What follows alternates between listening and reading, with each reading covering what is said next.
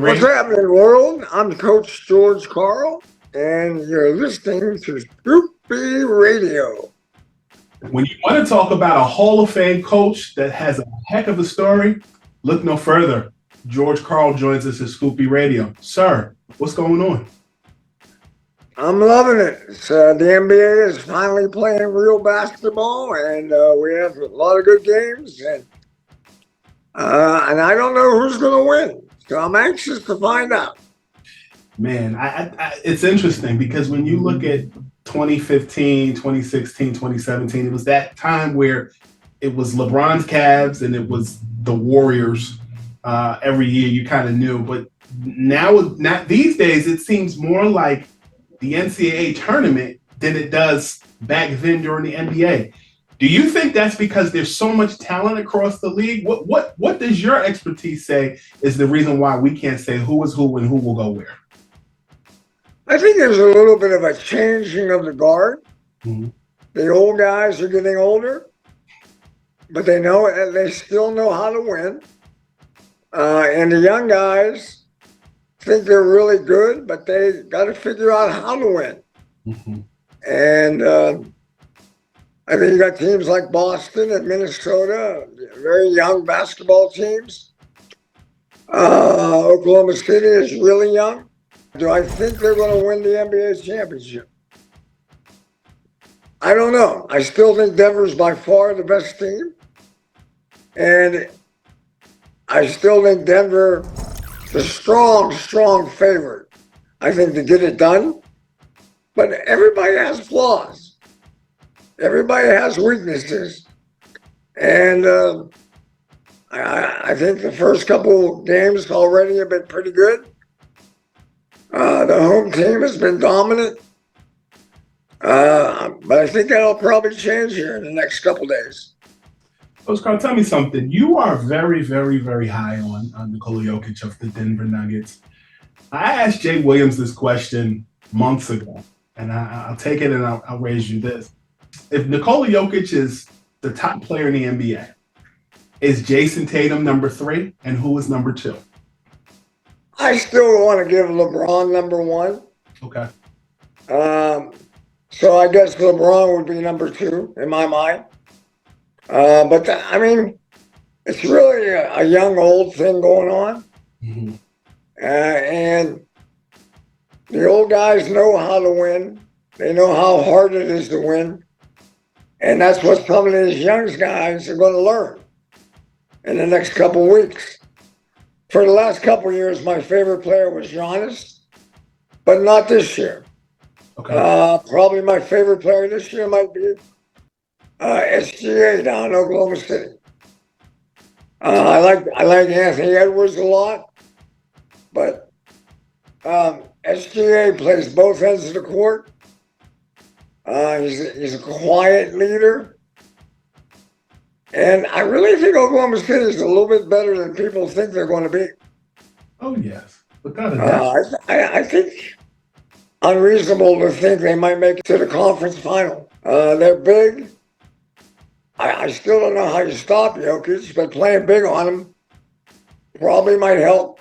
We've seen this before, but we've seen different iterations of Jokic. We've seen it in Arvydas Sabonis, but we've also seen it in Magic. We've also seen it in LeBron. We've also seen it in a myriad of other players. When you play NBA 2K, it's easy to make a my player of different people. If you made a my player, or if you just look at Jokic's makeup, what pieces of people's game, as a basketball lifer yourself, do you see in Jokic? I've always been amazed by his ability to pass the basketball.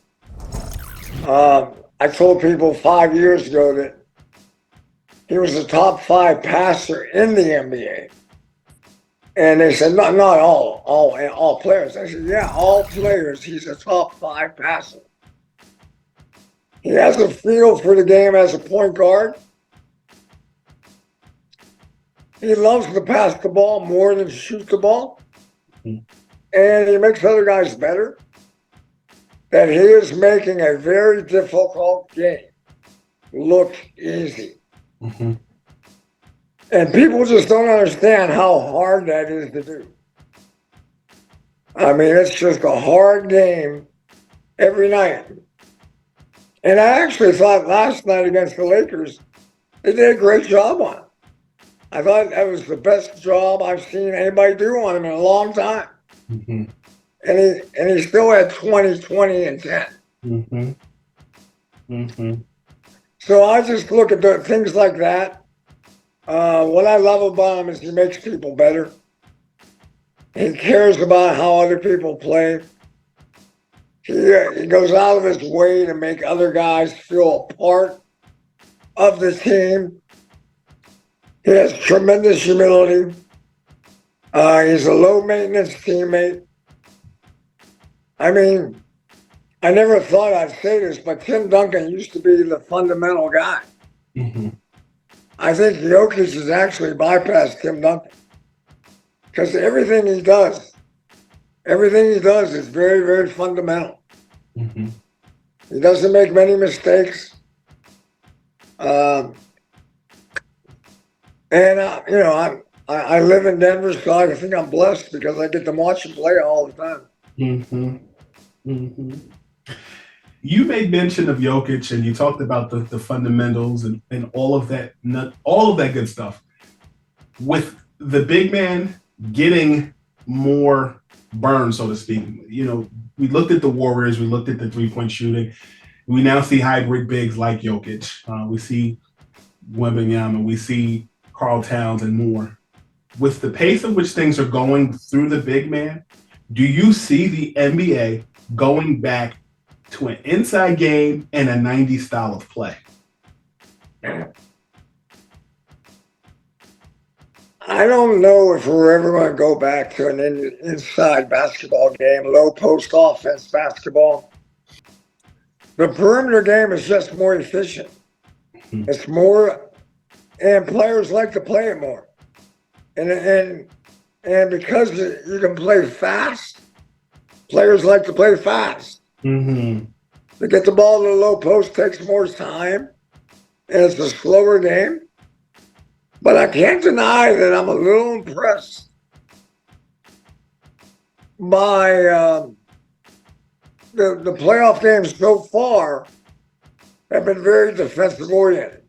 Mm-hmm. And the scores have been lower than I expected. And I don't know what that is. I have a feeling that,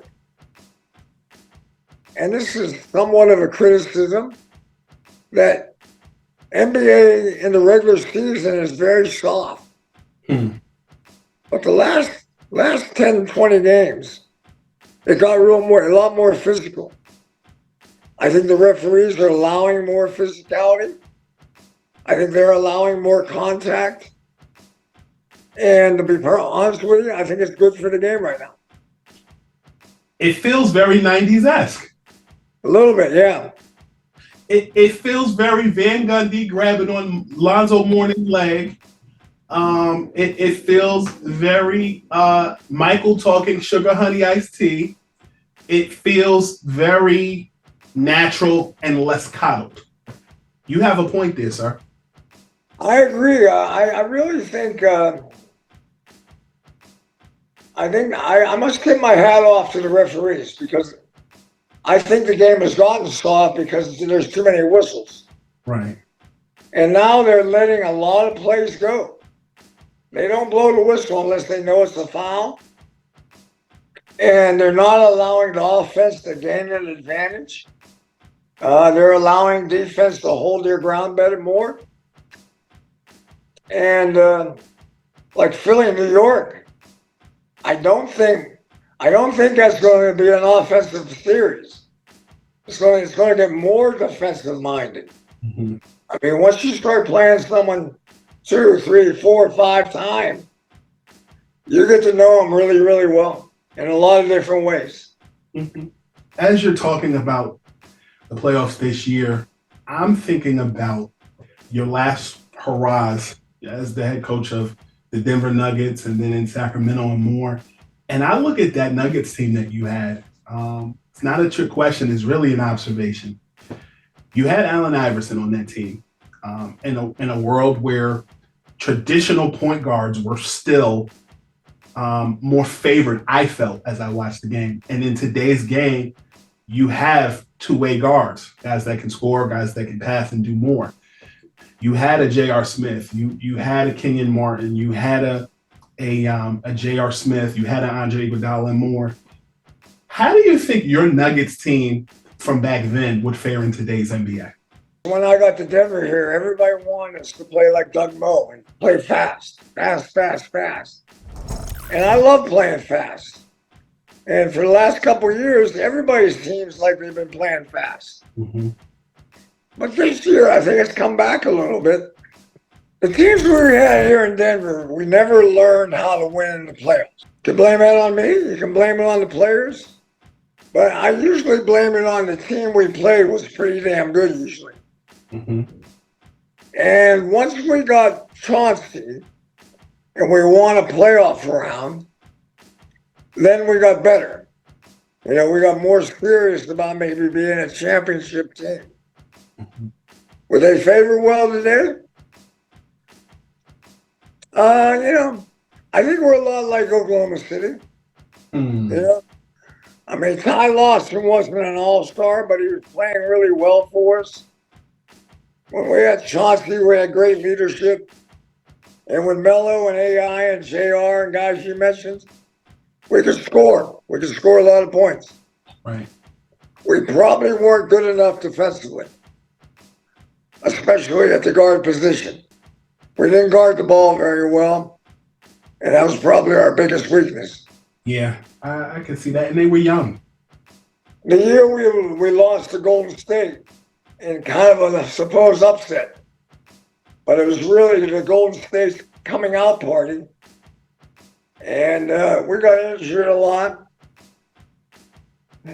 I thought that team was about one player away from being pretty good. And that guy probably had to make shots.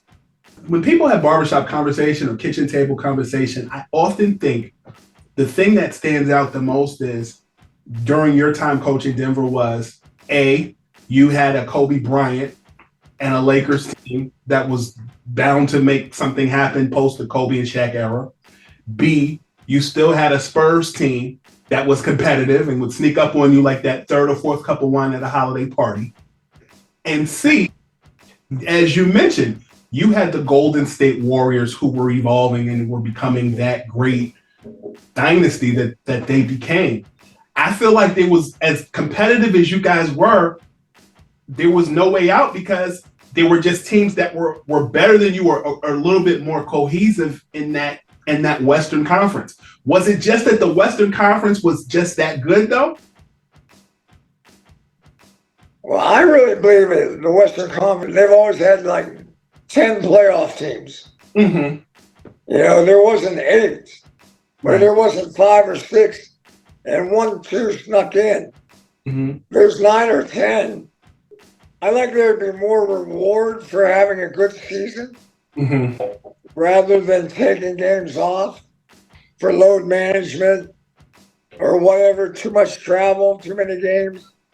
Too many back-to-backs. I just think reseeding like football does Mm-hmm. in the playoffs makes sense to me. Mm-hmm. And instead of having conferences, I'd like to see us do 1 through 16. And do 1 plays 16, 2 plays 15, and do it that way rather than having 2 conferences. I think it'd be more fun. You know, it's interesting. You look at today's NBA, you have an in-season tournament, you have a play-in tournament, you have the logos off of the shoulders now in the NBA, and there seems to be more of an emphasis on kind of being like soccer and there's more advertisement. Yet, you are still, as an OG, proposing things that are new school. Did you ever think we would get to the point where we would be talking about an in-season or play-in tournament? Does it surprise you? No, I think basketball is stealing some of the good stuff from Europe because the in-season tournament is more of a European thing. My old school and new school ideas, I still think we should bring the red, white, and blue ball back. ABA, correct? I want to bring the ABA ball back. I think it'd be great. Mm-hmm. I mean, the ABA has a lot of history with the NBA. And I don't know, maybe not every game, but maybe every Sunday we play with the red, white, and blue ball. What did the red, white, and blue ball feel like in comparison to the NBA ball? Did it feel different? I'll be honest with you, I don't think the NBA ball is a great ball. Mm-hmm. It's hard. It's easy to catch and easy to palm. But some of the balls today are really softer and I think more easy to play with, to be honest with you. Mm-hmm. I would recommend a college basketball more than an NBA basketball. Okay.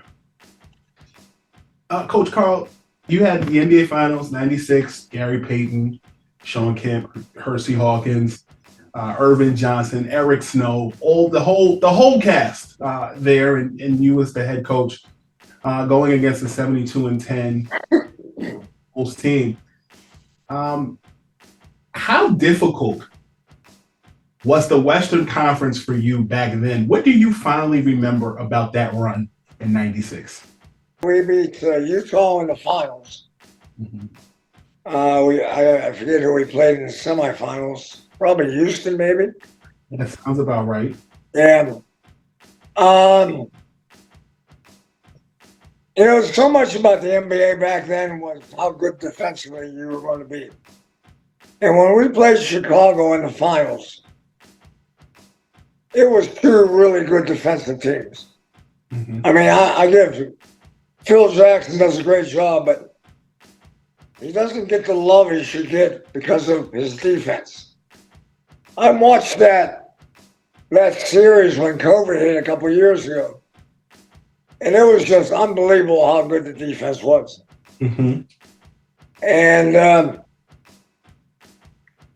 I was watching the Philly-New York game last night, and it had a little bit of that dog, junkyard dog type of defense out there. And New York's pretty amazing right now. Mm-hmm. They're winning on grit. They're winning on toughness. I don't think they're a very talented team, but I don't count them out. I can't wait to see game 3 in the Philly series, to be honest with you. Mm-hmm.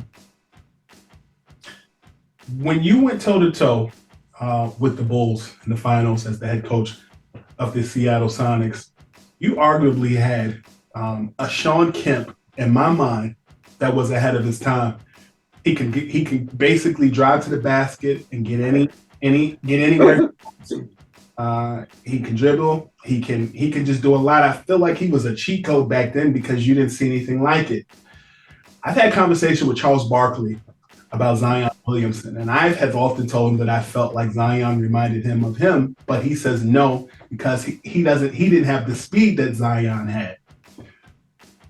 I also look at Shawn Kemp, and I feel like he was a precursor to Kenyon Martin, a guy that you coached, as far as just getting to the basket and being a combo 3-4. When you look at Zion Williamson, having coached Shawn Kemp and having coached Kenyon Martin, do you see comparisons? Do you see something different? I like the comparison of Shawn Kemp and Kenyon. People don't understand, Shawn Kemp was bigger than people thought he was. He had skinny legs, but he weighed like 270 pounds. Mm-hmm. Now, Zion's bigger than that. But what Zion has that Shawn has was that the second and third jump was unbelievable. He would miss it and then go back up and get it. Mm-hmm. And Zion does that quite often. Zion, I still have a lot of belief that Zion could be really, really special. Agreed. The reason I say that is he has great vision. Mm-hmm. He's a very good passer of the basketball. And he makes the game a little bit like Jokic. It's not complicated. It's pretty simple. And I hope he gets healthy. I mean, I was really disillusioned by him getting hurt. It looks like we have a lot of Embiid is hurt. Kawhi is hurt. It seems like the playoffs a lot is determined by who's hurt and who isn't. Mm-hmm. You played the game. How did playing the game for you make it an easy transition or even a harder transition in becoming an NBA head coach? Well, I got some great coaches. I mean, I went to North Carolina as a scoring guard, and they turned me into a point guard. So ever since college, I was more into the more maybe cerebral part of the game. Mm-hmm. And I think that was really helpful. As a standpoint of coaching, I think because I had to think the game more, it made me probably want to go into coaching a little bit more.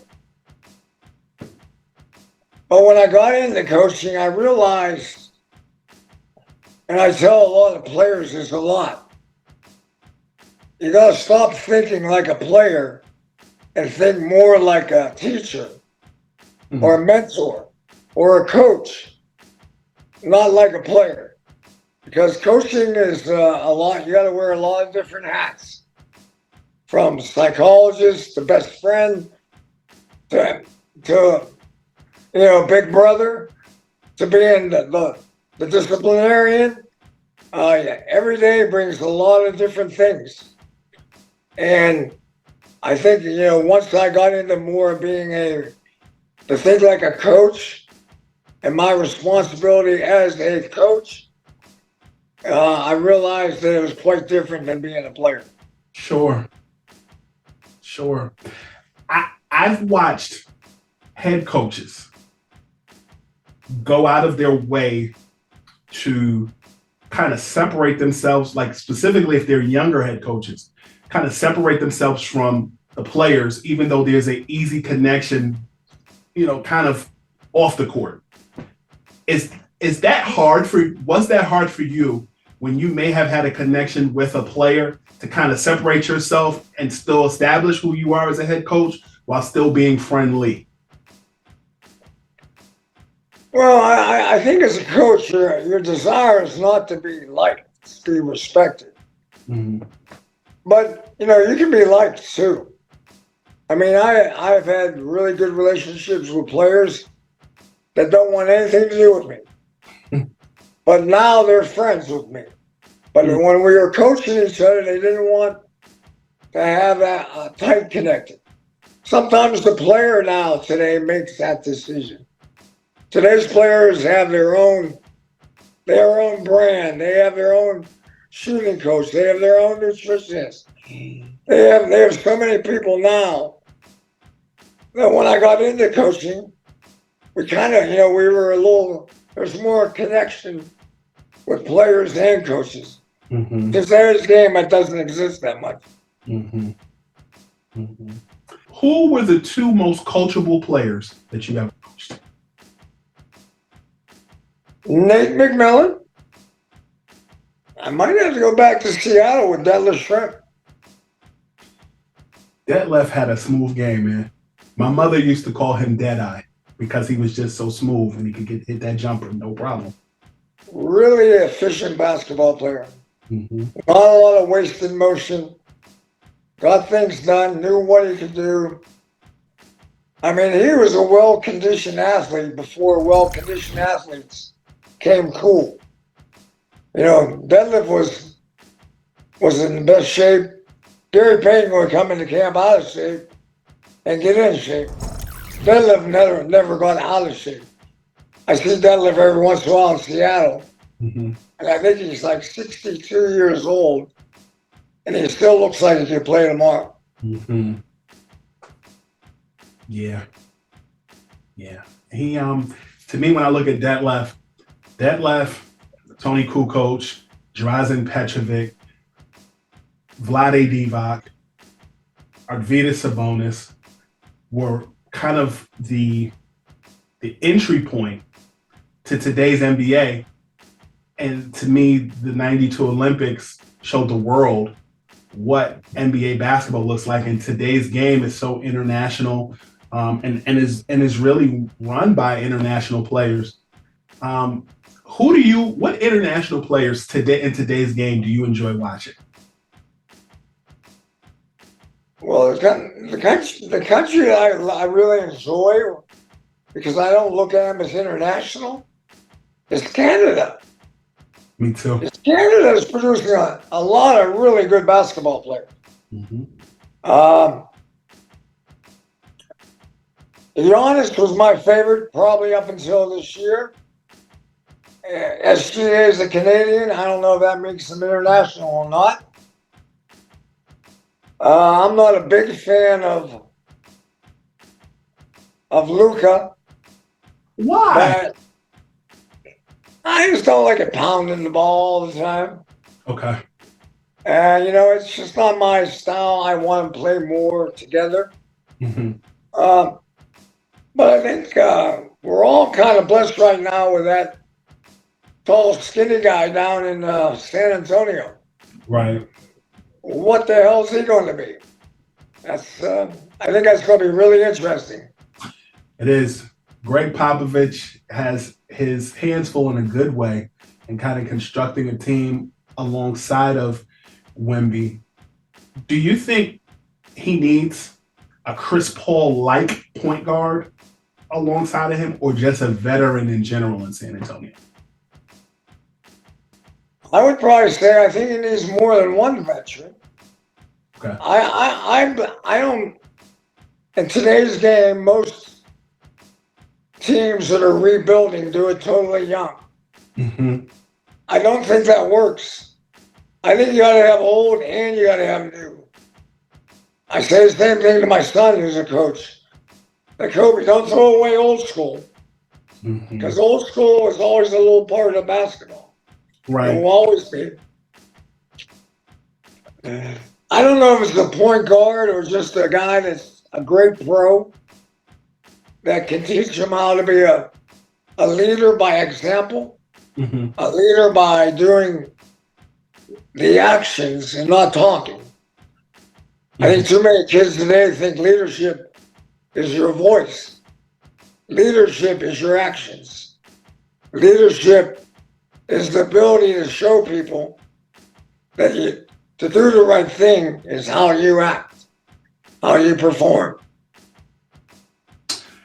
John Lucas III sat down with me recently. You liked the post on Instagram, and we talked about Kevin Durant and how people may or may not get frustrated with KD because he's not the leader the way people want him to be. Do you think that is an example of when you talk about leadership, when you say leadership? Well, I think I think he's made some weird decisions. Okay. First of all, leaving OKC to go to Golden State. And then why do you leave Golden State to go to build your own team? But I think KD has always he's played the game the right way. Mm-hmm. He's always played the right way. I've never had any attitude problem with him. Now, how he does his social networking and all that crap, I probably have problems with, but I don't even understand it anymore. But I tell people all the time, leadership, there are moments that you got to stand up and say the right things. Mm-hmm. But there are many more moments that just doing the right thing is the best leadership. Mm-hmm.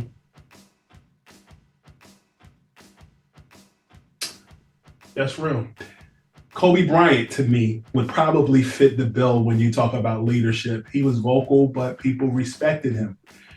In a world where everybody is consistently talking about Michael and LeBron being the GOAT, I feel as though Kobe is not in that conversation because he's no longer here to defend himself. LeBron is still active.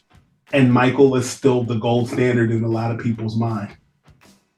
Do you think that A, the GOAT conversation is just the fans' conversation, and B, do you think that Kobe should be discussed more in that conversation?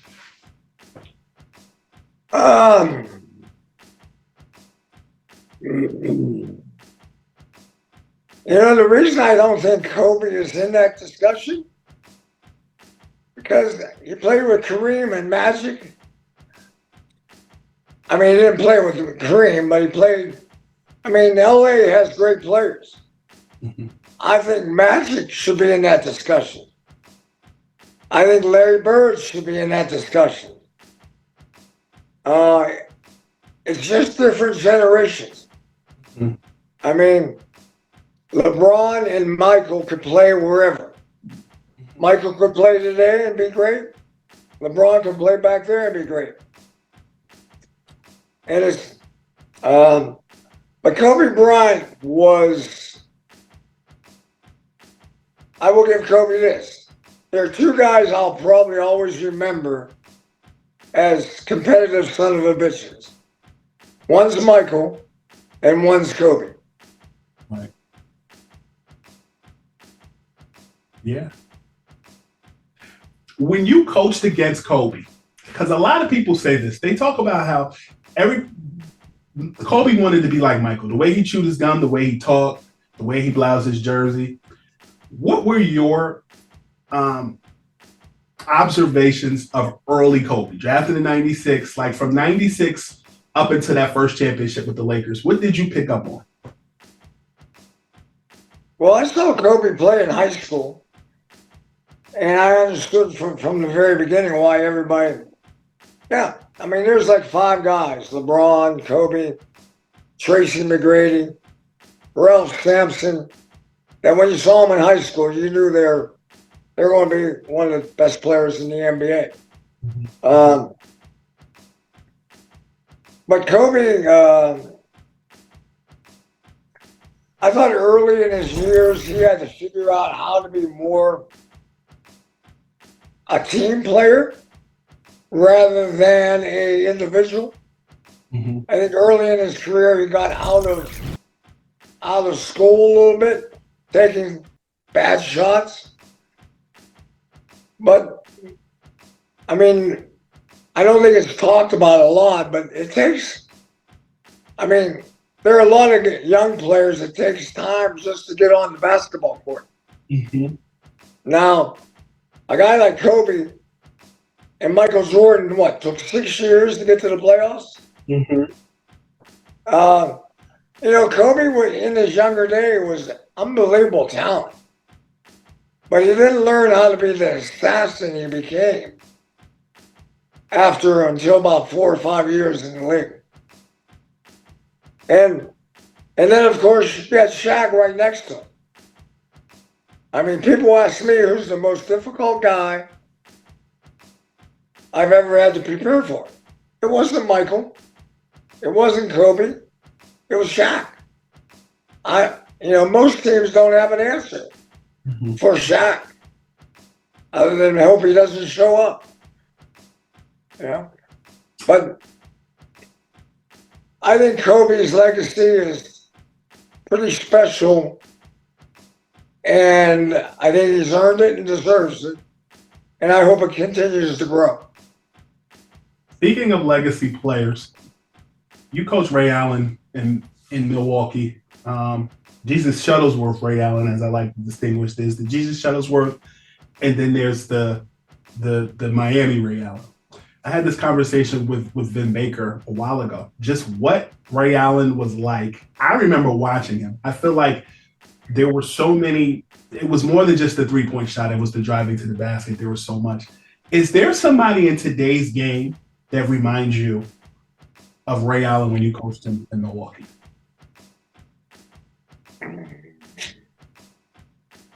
The one guy that would come to my mind when he first came into the league, he has not become as, I think Ray's better than him.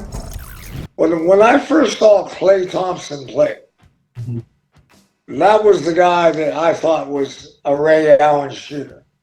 Quick release. When he made one, he could make 10 in a row.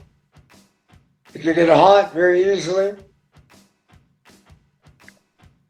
In today's game, the one thing I'm going to tell you about today's game, we have more great shooters than ever before. I mean, we have more guys now. Who's the guy from the Knicks that made 5 threes? I never heard of him. Josh Hart? No, the guy from West Virginia.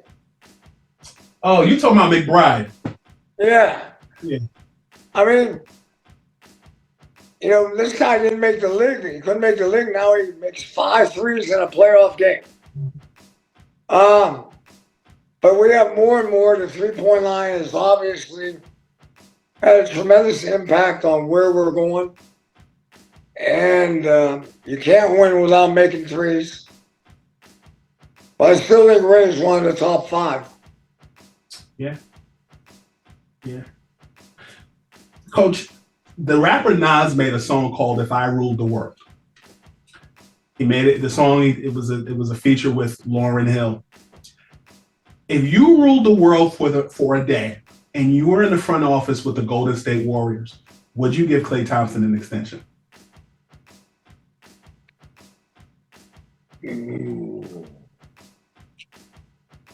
That's a tough one because I love organizations that are loyal.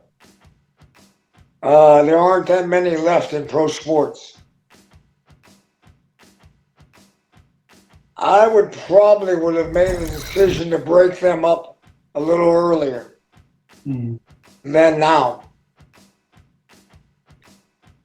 Would I give him an extension? I would try to work out an extension with him. That would be it.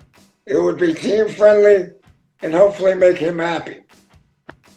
But if he wants to go get a bigger dollar, I might let him go. If that were the case, would Orlando or Miami be a better fit from a basketball perspective? Well, Orlando needs someone that can make a shot. They can't make a shot in this series right now. Right. I think Klay Thompson's still going to be able to help you. I don't know if he's going to help you as an all-star, but he might help you as a veteran pro that come in off the bench and light it up. He's still a pretty good defender, but I think Klay's going to play probably 3 to 4, maybe 5 years. But I don't know if he's going to be paid like he's been paid in the last contract. There. A couple more questions. You talked about your Nuggets team, and we talked about Carmelo Anthony. Not a gotcha question, but I am curious. You can't retire 2 numbers. You've been vocal about that on Twitter, about Jokic and Melo. Do you think that if Melo and Jokic had a different number, the Nuggets would be more apt to retire Melo's number? Or do you think they're just going to retire Jokic's number because their number is both 15? I think in the end, they'll both be retired in Denver sometime, somewhere. Okay. I don't know what that means. Denver has a lot of different uniforms. But two 15s up in the rafters. Doesn't bother me a lick. Yeah. Do it on the same day, maybe. I don't know. I think it would be pretty cool. You know the Knicks are going to do it with Melo, different number, of course, but Denver was the team who drafted him. I honestly think he deserves to be retired.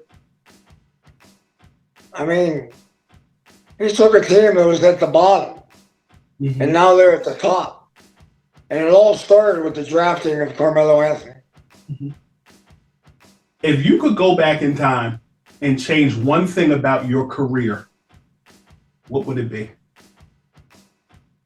The one thing I would change, that the year we went to the NBA Finals, I wish we would have had a healthy Nate McMillan. That would be the one thing. Someone told me like 13% of NBA players get to the NBA Finals, and less percentage of coaching. And the one time we got there, we were good. But Nate was kind of our soul. Nate was the guy that kept us together. And when we lost him, I just thought we lost the advantage we might have had against Chicago. You know, the year that we lost to LA with Chauncey in the conference finals, and we didn't inbound the ball from the sideline twice. That cost us 2 games. I probably, if we could have won one of those games and then be able to beat LA, then we could have. LA then went on to beat Orlando, and I think we were better than Orlando too that year. Coach, you're a wealth of knowledge. I appreciate your time. I appreciate your candor. And I admire how much you have fought the good fight after all these years, man. That a lot of people admire your ability to fight and keep going. Well, thank you. Yes, sir. The game is my blessing. I grew up I thought I was always going to be a baseball player. I'm wearing my idol's hat. See if you know who this is. Roberto Clemente? You got it. Yes, sir. Pittsburgh. I grew up in Pittsburgh watching Roberto play. Yes, sir. And I thought I was going to be a baseball player. And my dad went to me and said, George, I want you to go to college. Back then, there wasn't a lot of baseball scholarships. Mm-hmm. And when I went to North Carolina, Coach Smith was going to allow me to play baseball. But then I hurt my back in my first year there. So it was ruled out. And he shifted you from being a scoring 2 to being a point guard. Yeah, that was a hard one too, man. I shot it all the time. Yeah. And I remember the first couple of practices, that's not the shot we take here. You know, I had to learn a lot about shot selection. Mm-hmm. Which if I had to say the one thing I do in coaching well, is I demand that our shots are good shots. And not what I like we shots and not me shots.